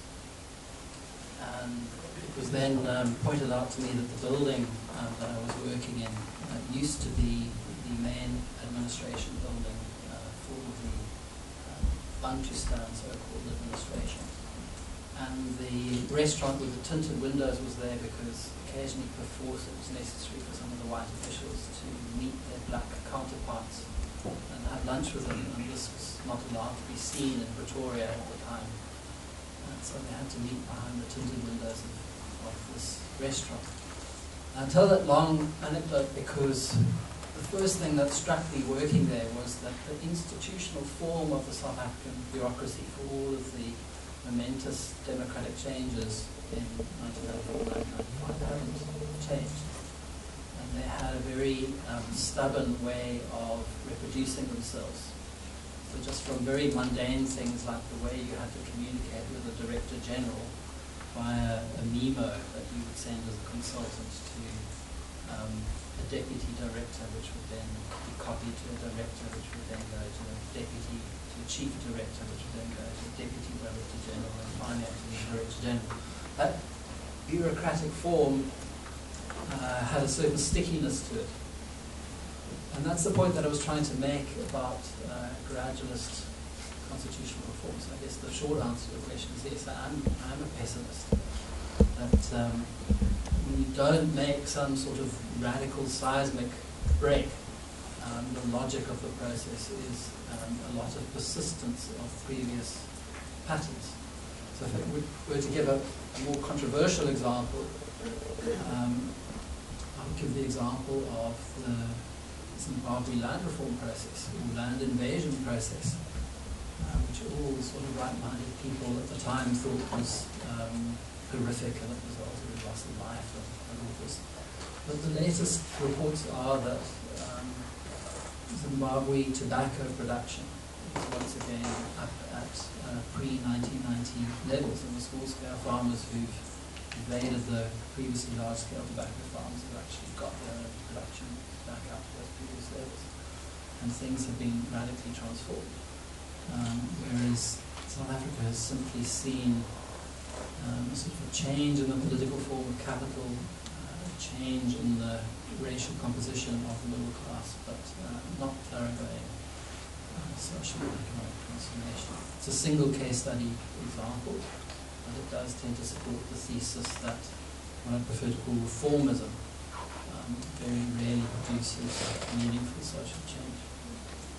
Who else would like to comment on this question? Okay. Yes, please. Burma have been under 6 decades of military rule. During those times, there was no rule of law. Okay. So during that time, certain individuals have amassed a lot of wealth. They want to keep that, okay? Rightly or wrongly. Certain individuals have committed a lot of mistake, and they'll be afraid, they'll be persecuted. So unless you can remove that fear, then this constitution discussion will go round and round. So like in South Africa, we have Truth and Reconciliation Commission. So what we can say is, all right, you amass a lot of wealth, that's yours, okay? From now onwards, you're going to play the commercial game as we set it up. We won't touch your wealth, okay? One. Two, you've done certain thing wrong. We forgive you. So if you can remove those two things, then the people who has amassed a lot of wealth, who've done a lot of wrong things, who are guilty and afraid, they won't hinder this constitution change. That's what I think. So wait on. But the thing is, in South Africa, you have the big personality like Nelson Mandela and Bishop Tutu to make this truth and reconciliation happen. In Burma, who's going to do that?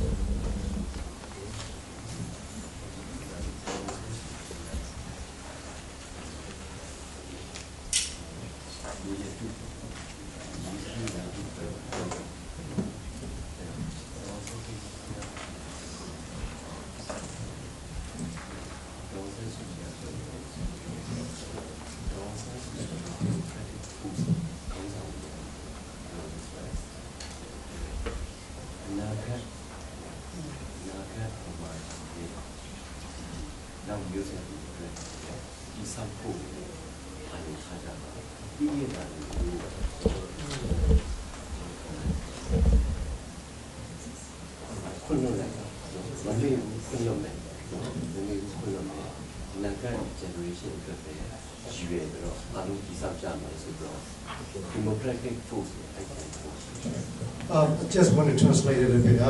Democracy has consistently said to the nation and to the democratic forces that the past is the past. Let's move on. So let's move on from here. We don't want to know how you got rich and how much you are, how rich you are, and that was the past. But let's, the key message is for the future generation. We have to focus on the future, and that's what she would like us to do. Can I just add something? Just to add on that, the Constitution itself, the 2008 one, it gives some protections to the army, to the armed forces, and everybody who is part of the military dictatorship for, in essence, crimes against humanity. So that's in the Constitution already. The gap is it doesn't cover other people who've been in struggle and civil war for a long time, but it covers them. Whether you have a debate about whether it should be there or not, it's there. But it doesn't cover everybody, but it certainly covers the generals and a whole lot of people. And everything that's been done so far has given protection to their wealth. And some of the decisions coming out now, where some of them have been found to be corrupt, they've actually been punished, but not for the past. It's for things they're doing now. So those two things were clearly included in the Constitution. Doesn't mean they can't be undone, But when you have people like Aung San Suu Kyi saying the past is the past and let's move on, there'll certainly be a long period where things won't happen.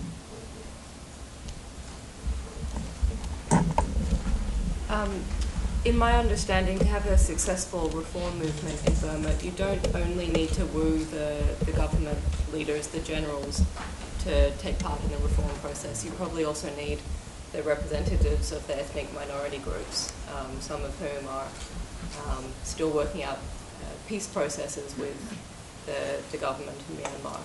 Is there a concern that if there's too much forgiveness given towards the junta, that some of the ethnic groups won't be as willing to take part in the reform process?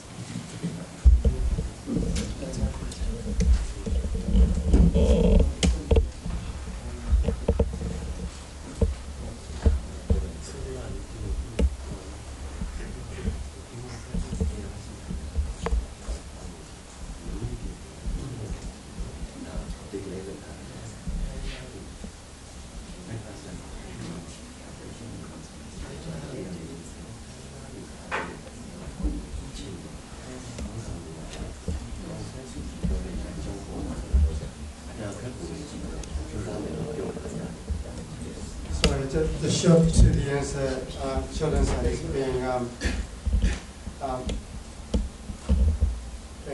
as I said before, the past is the past. It's not that the ethnic minority are ignoring what happened in the past.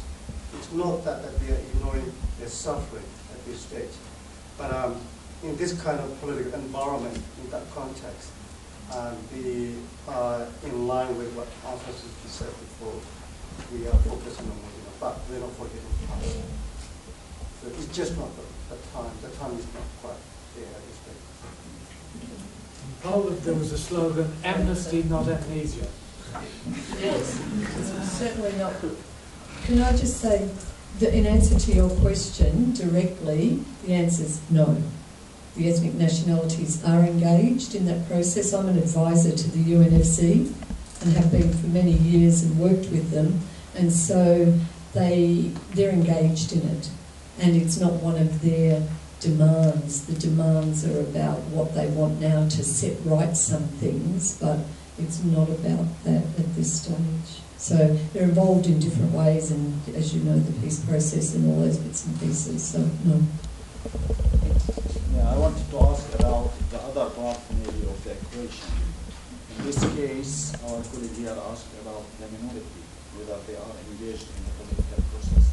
But on the other side, is the military leader or the military junta happy with giving up power or giving more power to the people or to a civil authority? Because this might lead for them to a loss of prospective win in the future. So they might not be willing to do that. Sorry.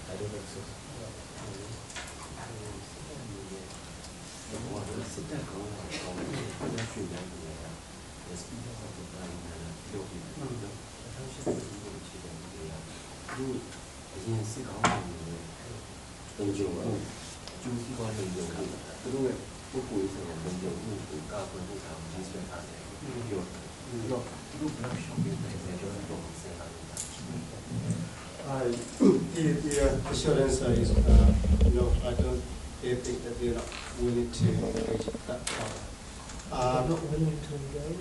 I mean, what it is saying is Aung San Suu Kyi has called for political dialogue about 4 parties, one being the president himself, the other one the commander-in-chief, and the other one is the chairman of the speakers, and Aung San Suu Kyi herself.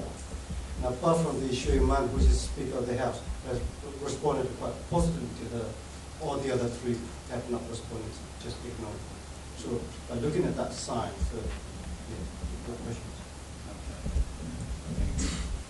It might be similar case to the Egyptian case that Mr. Blair raised. Yeah, this is to anyone, to you, Professor, because you've been there. How open do you see, like, the media dealing with censorship? Like, how open is the Burmese media dealing with these issues? My impression is very good.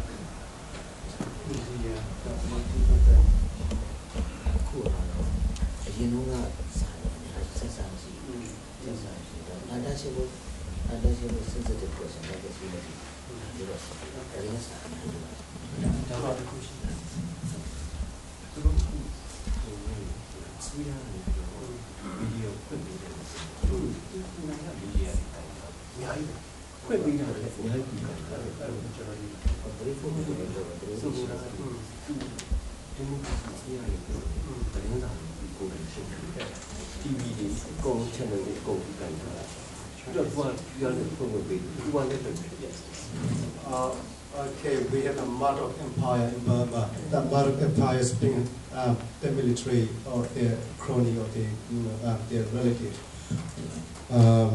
So it seemed that the media has been opened up a bit, but at a bigger level, since the majority of the news channel, television, pay TV, newspaper are owned by the military cronies. That is probably some. Yeah. The other thing, recently they have put on visa restriction on the foreign reporter or journalists coming to Burma.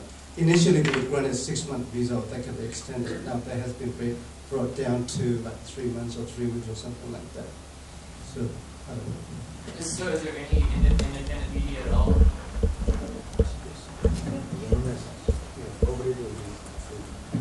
We are speaking in comparative time, compared to the past. Yes, they are.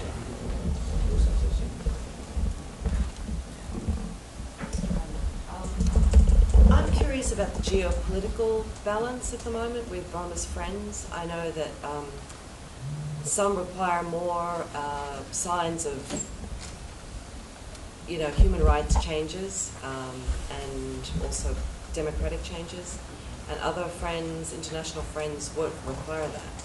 And now that Burma is opening up to more investment, I'm just wondering who they're listening to, who you think is most influential at the moment.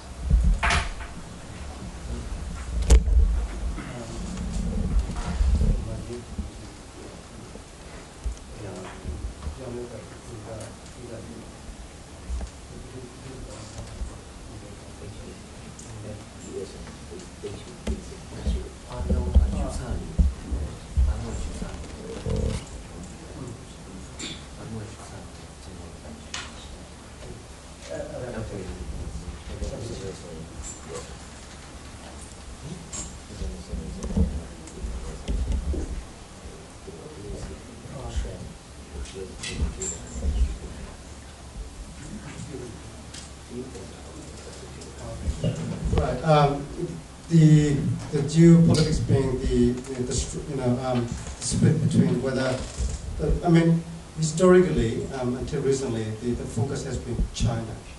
So they have to align with China so that the China can protect them internationally, the UN and things like that. But since the release of Aung San Suu Kyi in 2011, the political reform process going on, they started looking at the United States. So that is shifting the focus. Again, you're being too much reliant on China, Chinese influence and growing inside Burma. This is to counter that they're looking after the U.S. in terms of way to democracy, in terms of getting a system, in terms of having America engage in Burma to counter that Chinese influence.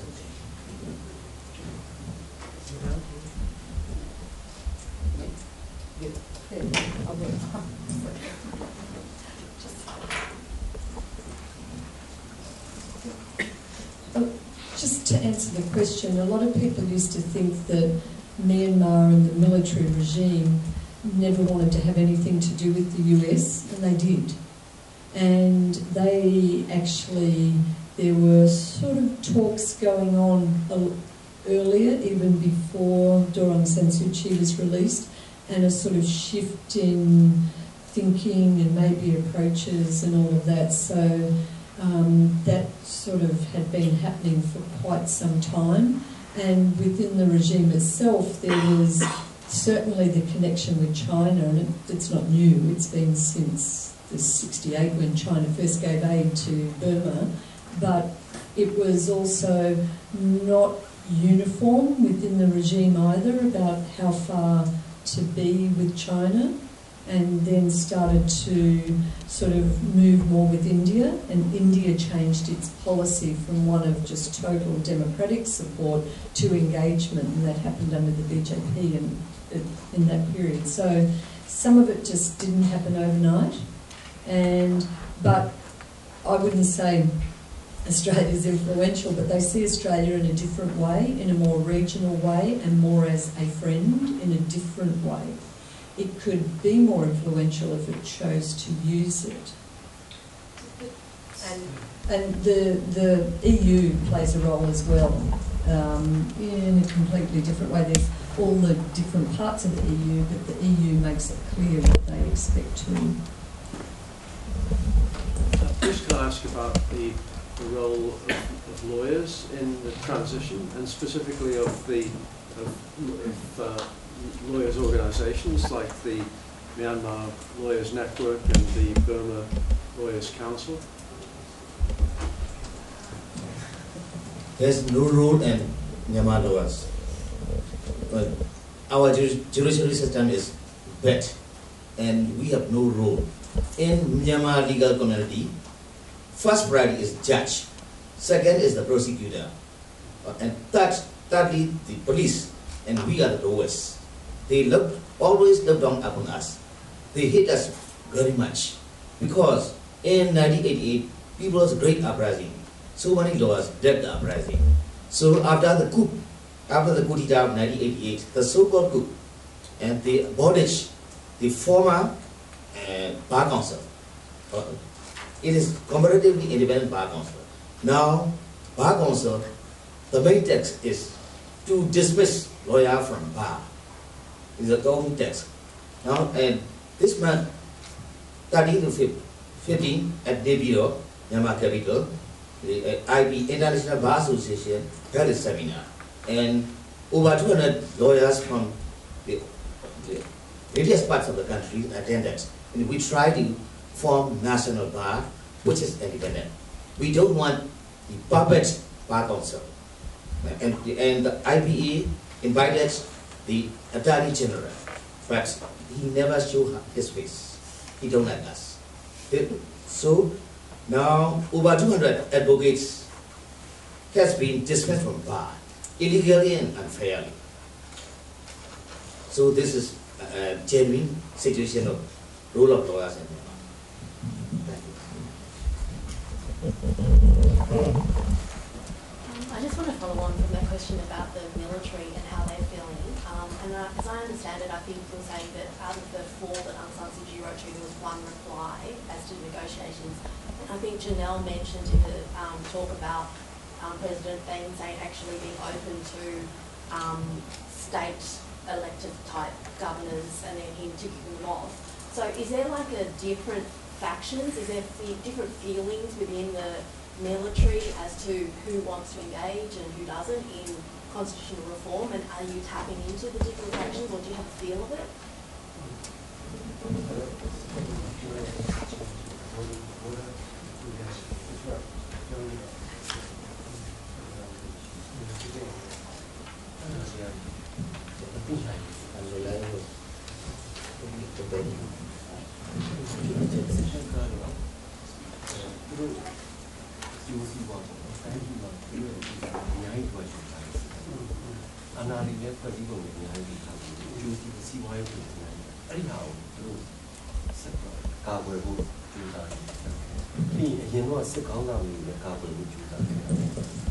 Right. The only one institution in Burma has been, and until now, is the top of the military institution is very strong.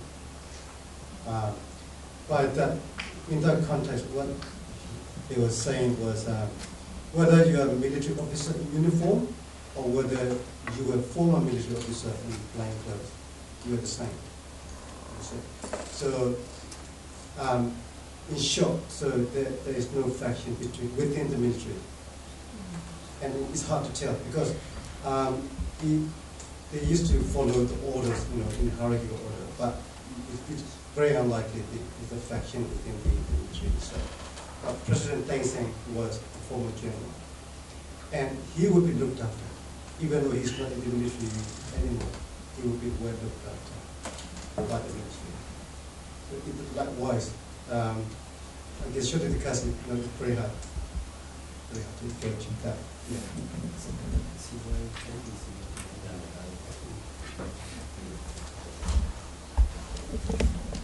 I'm John Rock, I'm from the Korean community, and my understanding is that President Thein Sein wanted the ethnic leaders to sign peace agreement.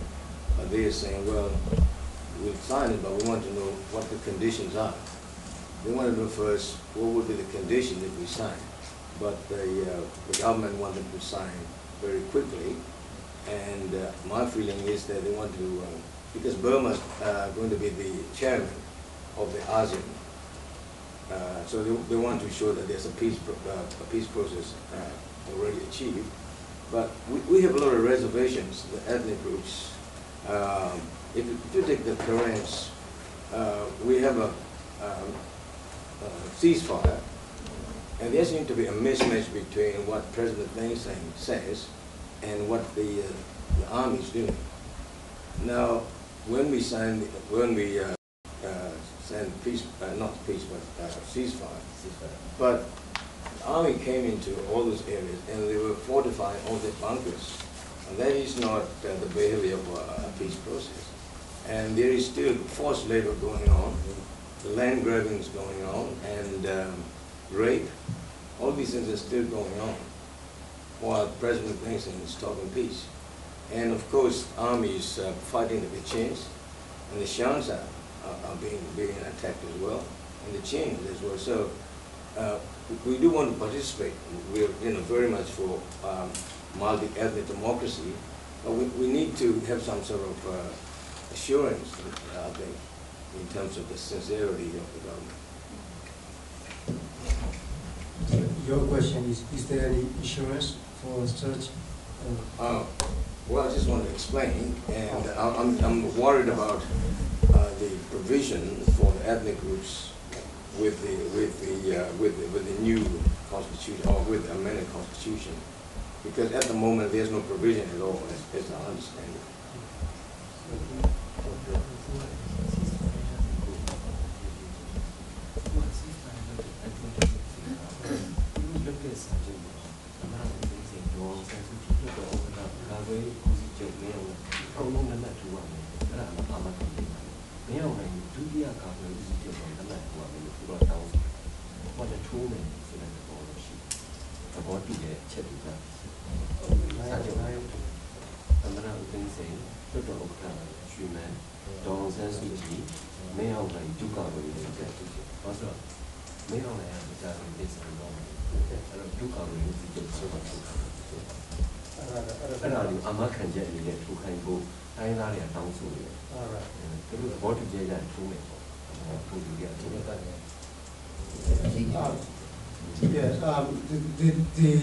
Apart from the constitution, there's a process that where five signatory, the president, Aung San Suu Kyi, the commander-in-chief, and deputy commander-in-chief, and speaker of the house, all those people, if they sign on the agreement and the ethnic on that ceasefire agreement, the ethnic nationality might be feel more secure, because commander-in-chief now will be retiring soon, according to sources.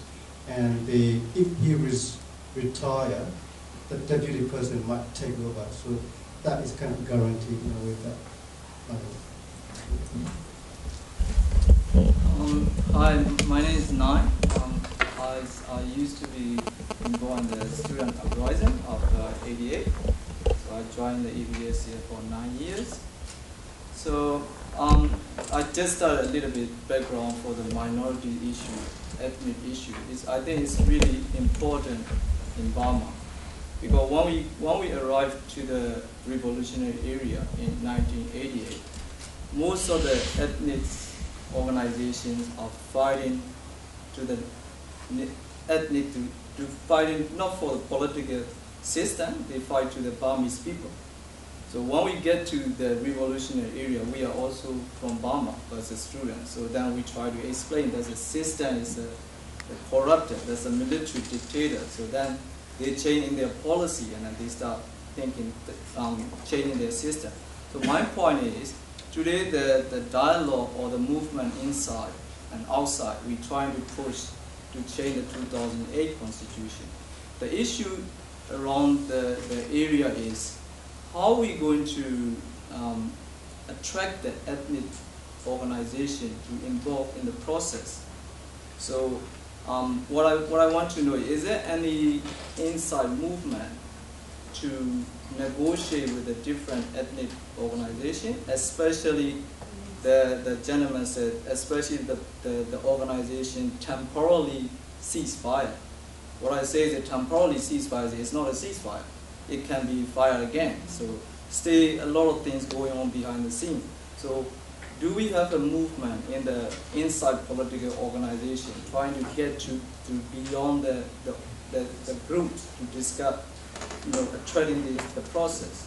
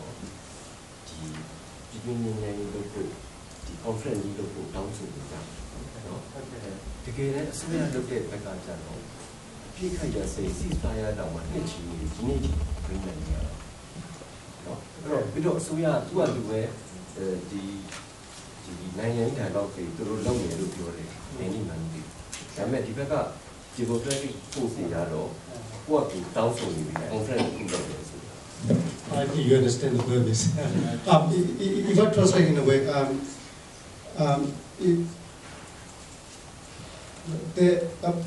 in response to your question, whether there are any movement inside Burma, what would they then say? Yes, there are movement.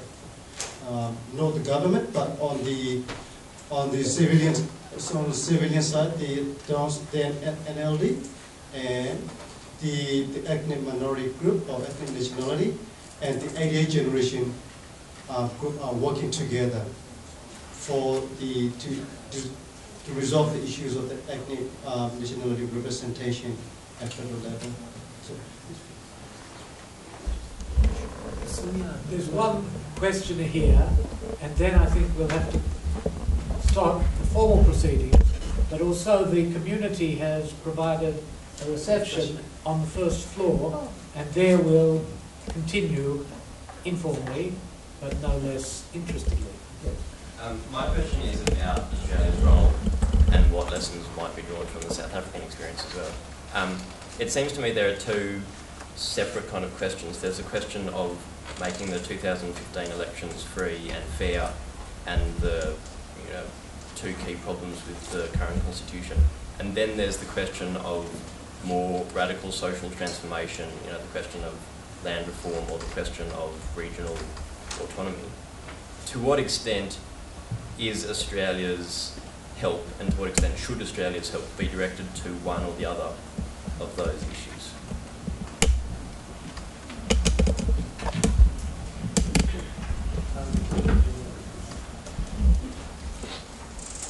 I don't think it has to be either or, because even within, there's engagement at many levels, and but it would be nice to have some of it a little bit public, just so that people in Burma could hear the message as well.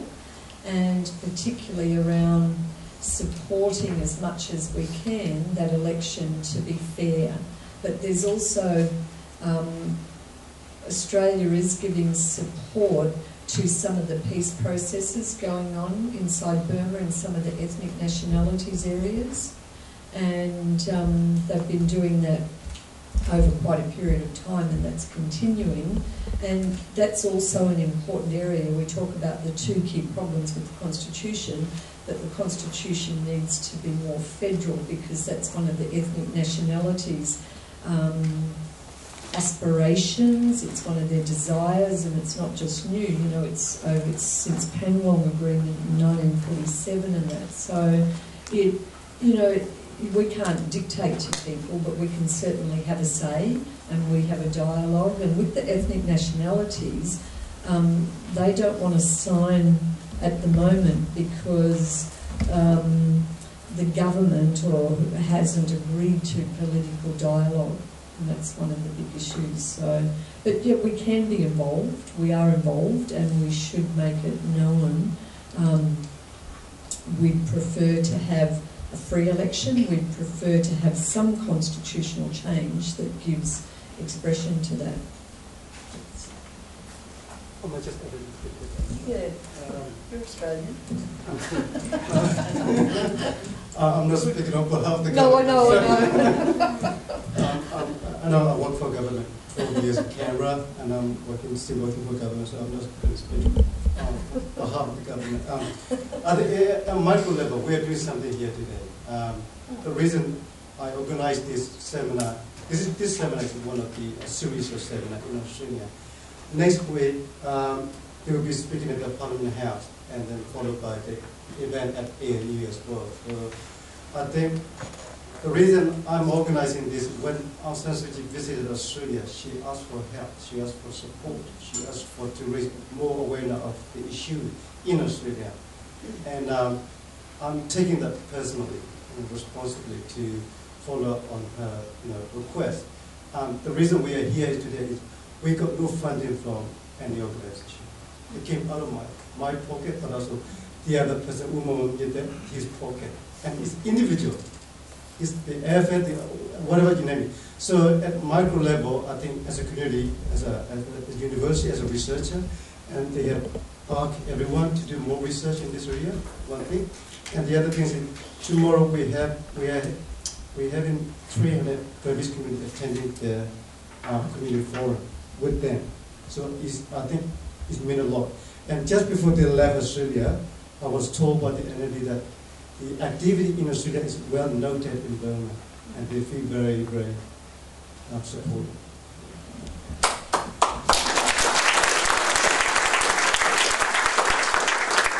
Thanks to you all for coming, and as I mentioned, this isn't over till it's over upstairs on the first floor.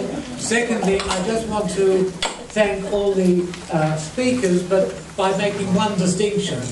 Academics make words mainly, and Australian politicians make words mainly as well, but some people make history, and these three are among those people, and I think they deserve our applause for that.